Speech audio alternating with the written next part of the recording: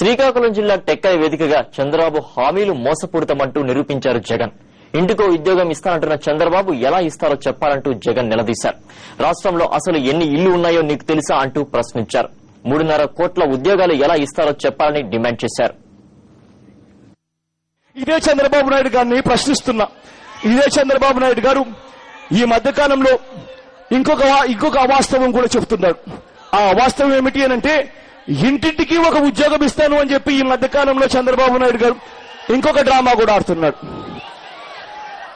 అడగదలుచుకున్నాను చంద్రబాబు నాయుడు గారిని, అయ్యా చంద్రబాబు నాయుడు గారు, 9 సంవత్సరాలు నువ్వు ముఖ్యమంత్రిగా ఉన్నావు.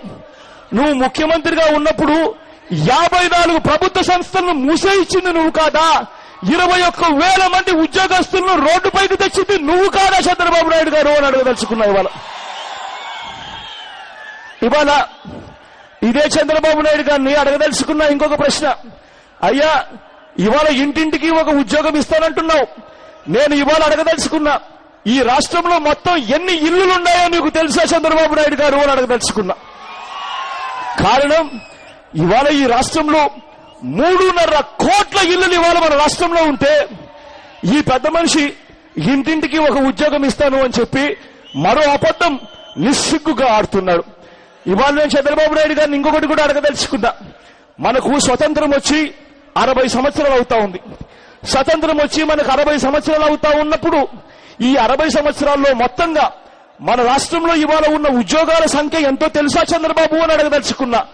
ఇవాళ మన రాష్ట్రంలో మొత్తం ఉద్యోగస్తులు అందరినీ కలిపితే 20 లక్షల మంది మాత్రమే మన ఉద్యోగస్తులు అందరూ మన రాష్ట్రంలో ఉంటే, ఈ పెద్ద మనిషి 3.5 కోట్ల ఉద్యోగాలు ఇస్తారు అని చెప్పి దొంగ హామీలు చెప్తా ఉంటే, అసలు ఈ మనిషి మనిషేనా అని అడుగుతున్నా. చంద్రబాబు హామీలు మోసపూరితమని గణాంకాలతో సహా వివరించారు వైఎస్ జగన్. రాష్ట్ర బడ్జెట్ 1,25,000 కోట్లయితే 1,50,000 కోట్లు ఎలా మాఫీ చేస్తారంటూ ప్రశ్నించారు. చంద్రబాబు 9 ఏళ్ల పాలనలో రైతులకు రుణాలు మాఫీ చేయాలని ఎందుకు అనిపించలేదు అంటూ ప్రశ్నించారు. అధికారం మోసపూరిత వాగ్దానాలు చేస్తున్నారంటూ ఆగ్రహం వ్యక్తం చేశారు. 2-3 ఉదాహరణలు మాత్రమే మీకు చెప్తాను. చంద్రబాబు నాయుడు గారు ఈ మధ్యకాలంలో రైతులందరికీ కూడా రుణాలు మాఫీ చేస్తాను అని చెప్పాడు. ఒక్కసారి నేను చంద్రబాబు నాయుడు గారిని అడగదలుచుకున్నా, అయ్యా 9 సంవత్సరాలు నువ్వు ముఖ్యమంత్రిగా ఉన్నావు. ఆ 9 సంవత్సరాలలో నీకు ఎందుకు ఆలోచన తట్టలేదయ్యా రైతన్నలకు రుణాలు మాఫీ చేయాలి అని చెప్పి ఆ 9 సంవత్సరాలలో చంద్రబాబు నాయుడు గారిని అడగదలుచుకున్నా. చంద్రబాబు నాయుడు గారికి ఇంకొక ప్రశ్న కూడా వేయదలుచుకున్నా. రైతన్నలకు రుణాలు మాఫీ అని అంటున్నావయ్యా, ఈ రాష్ట్రంలో రైతన్నలకు మొత్తంగా ఎంత రుణాలున్నాయో నీకు తెలుసా చంద్రబాబు నాయుడు గారు అని అడుగుతున్నా. కారణం, రైతన్నలకు ఇవాళ ఈ రాష్ట్రంలో ఉన్నది 1,27,000 కోట్ల రూపాయల రుణాలు ఇవాళ రైతన్నలకు ఉన్నాయి. రాష్ట్ర బడ్జెట్ లో ఇవాళ మన ఆదాయం ఎంతో తెలుసా? 1,25,000. అంటే రాష్ట్ర బడ్జెట్ లో మనకు ఉన్నది 1,25,000 ఆదాయం అయితే, ఈ చంద్రబాబు నాయుడు గారు రైతన్నలకు 1,27,000 మాఫీ చేస్తానంటాడు. డాక్రా అక్క చెల్లెమ్మలకు మరో 20,000 కోట్ల రూపాయలు మాఫీ చేస్తానంటాడు. మొత్తంగా మనకు వచ్చేది 1,25,000, ఆయన మాఫీ చేసేది 1,50,000 కోట్ల రూపాయలు మాఫీ చేస్తాను అని చెప్పి దొంగ హామీలు ఇస్తా ఉంటే, అసలు ఈ మనిషి మనిషేనా అని అడుగుతున్నా నేను.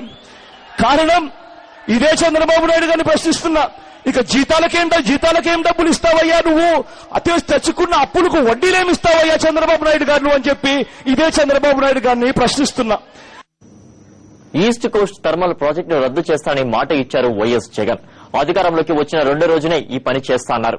అంతేకాకుండా బోయ, మత్స్యకార, వడ్డీల కులస్తులను ఎస్టీలలో చేర్చడానికి మొదటి అసెంబ్లీ సమావేశంలోనే తీర్మానం చేసి కేంద్రానికి పంపిస్తామన్నారు. ఎన్నికల ప్రచారంలో భాగంగా శ్రీకాకుళం జిల్లా టెక్కలి వచ్చిన వైఎస్ జగన్ రాజన రాజ్యం అంటే సంక్షేమ రాజ్యమని చెప్పారు. ఇందులో east Coast thermal power project రద్దు కోసం విజ్ఞాపన 2వ రోజు చేసే కార్యక్రమంలో ఇది పెడతాను అని చెప్పి కూడా చెప్తున్నా. మత్స్యకారులను ఎస్టీలో చేర్పించాలి అని చెప్పి అడుగుతున్నారు. ఈ డిమాండ్ కొత్తగా ఇవాళ నేను ఇస్తా ఉన్నది కాదు. బోయ కులస్తులను, మత్స్యకార కులస్తులను, వడ్డెరులను, వీళ్ళ ముగ్గురిని కూడా ఎస్టీలలో చేర్చాలి అని చెప్పి చాలా కాలం నుంచి డిమాండ్గా ఉంది. వీళ్ళ ముగ్గురికి కూడా రకరకాల సందర్భంలో నేను రకరకాలుగా హామీలు కూడా ఇచ్చాను. ఖచ్చితంగా ఈ పని చేయడం కోసం అసెంబ్లీలో మొట్టమొదటి సమావేశంలో తీర్మానం చేసి పంపిస్తాము కేంద్ర ప్రభుత్వానికి అని చెప్పి కూడా హామీ ఇచ్చి కూడా చెప్పడం జరిగింది.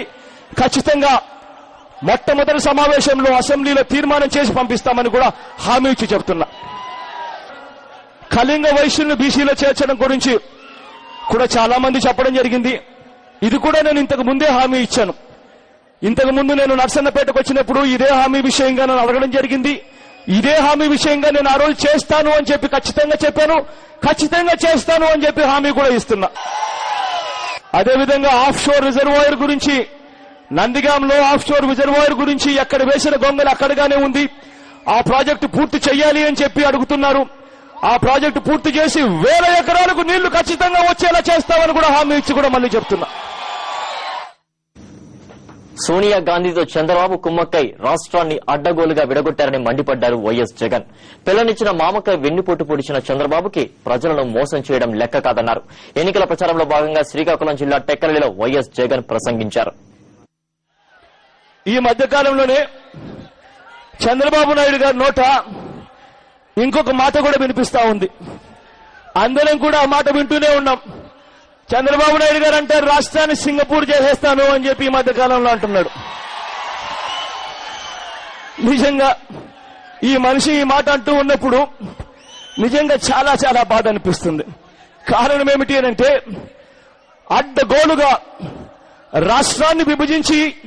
రాష్ట్రాన్ని అడ్డగోలుగా విభజించింది కాంగ్రెస్ పార్టీ అయితే, ఇదే సోనియా గాంధీ గారితో కుమ్మక్కై చంద్రబాబు నాయుడు గారు రాష్ట్రాన్ని అడ్డగోలుగా విడగొట్టాడు. ఇదే చంద్రబాబు నాయుడు గారు ఒకవైపున రాష్ట్రాన్ని విడగొట్టడం అన్యాయము అని చెప్పి ఒకవైపున అంటాడు.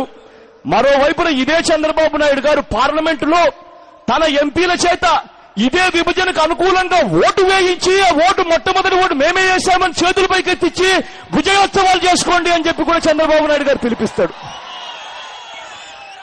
అడగదలుచుకున్నా, అయ్యా చంద్రబాబు గారు, రాష్ట్రాన్ని విడగొట్టడం అన్యాయం అని చెప్పి నువ్వు అంటూ ఉన్నప్పుడు ఎందుకయ్యా మరి ఓటు వేసి ఎందుకు విడగొట్టించావు చంద్రబాబు నాయుడు గారు అని చెప్పి చంద్రబాబు నాయుడు గారిని అడుగుతున్నా. చంద్రబాబు నాయుడు గారి పరిస్థితి ఎలా ఉంది అనంటే ఒక సామెత గుర్తుకొస్తుంది. చంద్రబాబు నాయుడు గారు లాంటి చూసినప్పుడే ఆ సామెత గుర్తుకొస్తుంది. ఎలా ఉంది అనంటే ఒక మనిషిని పొడి చేసి ఆ తర్వాత ఆ మనిషి ఫోటోకు పరిగెత్తుకుంటూ వెళ్లి నేనే దండేస్తాను అని చెప్పి దండేసినట్టుగా ఉంది. నిజంగా చంద్రబాబు నాయుడు గారు ఈ మాదిరిగా ఒక మనిషిని పొడి చేయడం, ఆ తర్వాత అదే మనిషికి ఫోటోకు మళ్లీ పోయి దండేయడం కొత్త ఏమీ కాదు. కారణం ఏమిటి అనంటే మన అందరం కూడా చూశాం, మన కళ్ళ ఎదుటే జరిగింది. తన సొంత కూతుర్నిచ్చిన మామ ఎన్టీ రామారావు గారిని వెన్నుపోటు పొడిచాడు. తన అధికారాన్ని లాక్కున్నాడు. తన చావుకు కారణమయ్యాడు. మళ్లీ ఎన్నికలు ఎప్పుడన్నా రాని ఎన్టీ రామారావు గారు ఫోటో పెడతాడు, అదే ఫోటోకు వెళ్లి మళ్ళీ దండేసి మళ్ళీ ఎన్నికలకు పోతాడు. ఇలా చంద్రబాబు నాయుడు గారు సొంత కూతుర్నిచ్చిన మామనే వెన్నుపోటు పొడవగలిగిన వ్యక్తి ఇక ప్రజల ఒక లెక్కన అని చెప్పి నేను కూడా ఇవాళ అడుగుతున్నా. పేదరికం పోవాలంటే కుటుంబం నుంచి ఒక్కరైనా పెద్ద చదువులు చదవాలని వైఎస్ఆర్ చెప్పేవారని జగన్ చెప్పారు. మంచి చదువులు చదవాలంటే గ్రామాల్లో బెల్ట్ షాపులు ఉండకూడదన్నారు. రాజన్న రాజ్యంలో ఆరోగ్యవంతమైన గ్రామాల కోసం కృషి చేస్తాన్నారు వైఎస్ జగన్. ఆ అక్క చెల్లెమ్మల కొరకు, ఆ చదువుతున్న పిల్లల కొరకు చేయవలసిన అవసరం.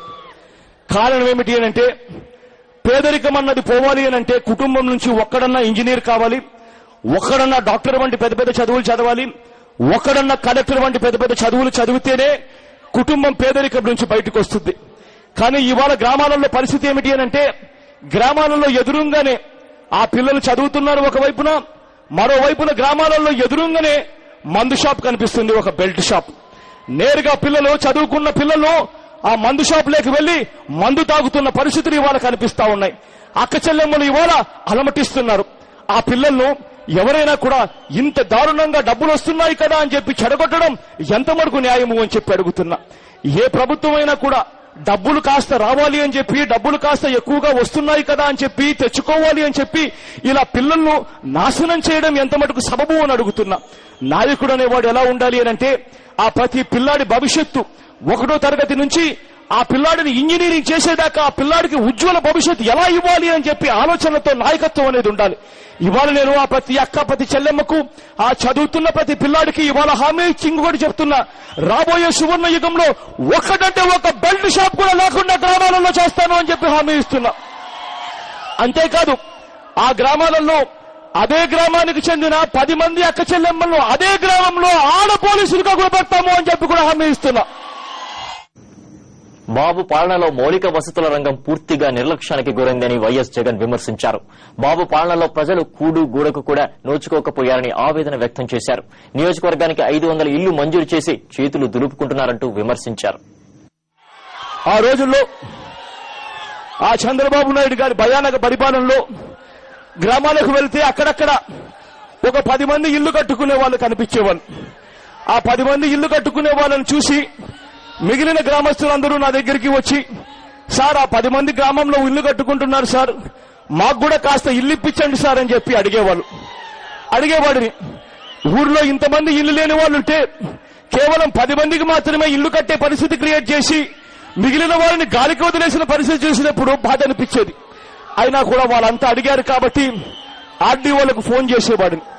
అలా ఆర్డీఓలకు నేను ఫోన్ చేసినప్పుడు ఆర్డీఓ అనేవాడు, సార్ మాకు ఈ నియోజకవర్గానికి మొత్తానికి కలిపి 500 ఇల్లులు ఇచ్చారు సార్, ఈ 500 ఇల్లులు మేము 100 పంచాయతీలకు సర్దాలి సార్, ఇలా 100 పంచాయతీలకు 500 ఇల్లులు సర్దేసరికి మీరు చెప్పే పంచాయతీకి వచ్చేసరికి 5 ఇళ్ల కన్నా ఎక్కువ మేము ఇలేం సార్ అని చెప్పి చెప్తున్న మాటలు ఇవాళకి కూడా నాకు చెవుల్లో మారుమోగుతూనే ఉన్నాయి. ఆ రోజులు ఆ భయానక పాలన ఇవాళకి కూడా నా కళ్ళ ఎదుటనే కనిపిస్తా ఉన్నాయి. వైఎస్ఆర్ చనిపోయిన తర్వాత రాష్ట్ర ప్రభుత్వం ఒక్కటంటే ఒక్క ఇల్లు కూడా కట్టించలేదని మండిపడ్డారు వైఎస్ జగన్. రాజన రాజ్యంలో ఏడాదికి 10 లక్షల ఇల్లు కట్టిస్తాన్నారు వైఎస్ జగన్. ఈ 5 సంతకాలకు కాకుండా 6వ పని కూడా చేయబోతున్నా. ఇవాళ ఏ గ్రామానికి వెళ్ళినా కూడా ఇల్లు లేదు అన్న మాట వినిపిస్తా ఉంది. ఆ దివంగత నేత ప్రీతమ నాయకుడు రాజశేఖర రెడ్డి గారు చనిపోయిన తర్వాత ఈ రాష్ట్ర ప్రభుత్వం ఒకటంటే ఒక కొత్త ఇల్లు కూడా కట్టించిన పాపాన పోలేదు. ఆ దివంగత నేత ప్రీతమ నాయకుడు రాజశేఖర రెడ్డి గారి సువర్ణ యుగంలో మాత్రం దేశం మొత్తం మీద 47 లక్షలు కడితే ఒక్క ఆ దివంగత నేత ప్రీతమ నాయకుడు రాజశేఖర రెడ్డి గారి సువర్ణ యుగంలో ఆ దివంగత నేత మాత్రం దేశం మొత్తం మీద 47 లక్షలు కడితే ఆ దివంగత నేత మన రాష్ట్రంలో 48 లక్షల ఇల్లులు కట్టి చేసి చూపించాడు ఆ దివంగత నేత ప్రీతమ నాయకుడు రాజశేఖర రెడ్డి గారు. ఇవాళ ఇల్లు లేని ఆ నిరుపేదకు ఇవాళ నేను హామీ ఇచ్చి చెప్తున్నాను,